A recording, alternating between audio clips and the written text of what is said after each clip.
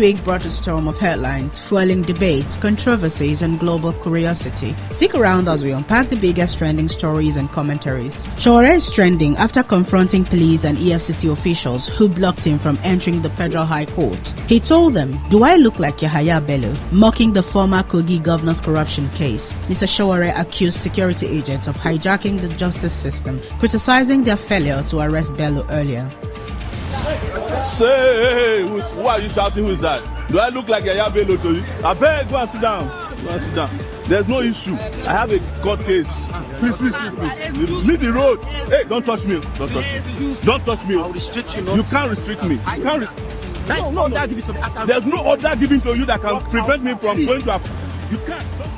Inibere Efe on X says, "I will follow Sowore till the end. You cannot be diplomatic with a corrupt and oppressive system that dehumanizes you." Oyindamola says, "Sowore don't start again. Now this man's stubborn pass for Nigeria now."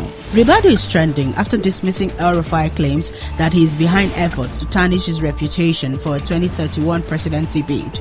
The NSA boss Ribadu denied any such ambition, saying he is focused on national security and the success of the Tinubu administration. Ayekoton says Ribadu always worked for Buhari's election but always got no appointment after election, and for 8 years Ribadu did not attack Buhari.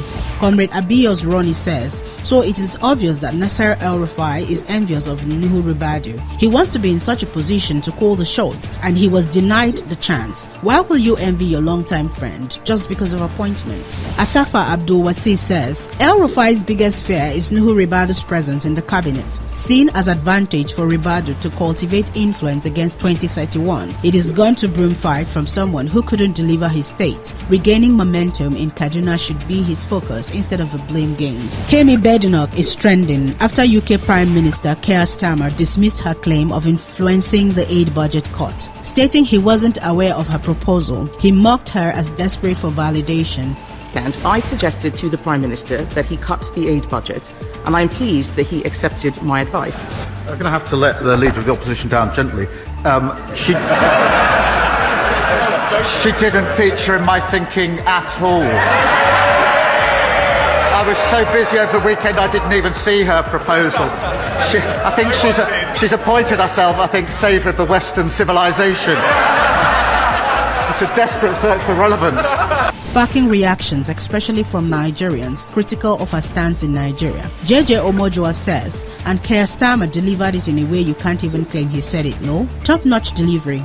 Big reminder. He sent her home back to Africa. First time ever I enjoyed someone being sent back home. Savior of Western civilization. The best backhanded slap in years." Soldier says, "I really feel bad for Kemi listening to those words being used on her. She deserves it, but it is so painful for me because she remains one of us no matter how she tries not to."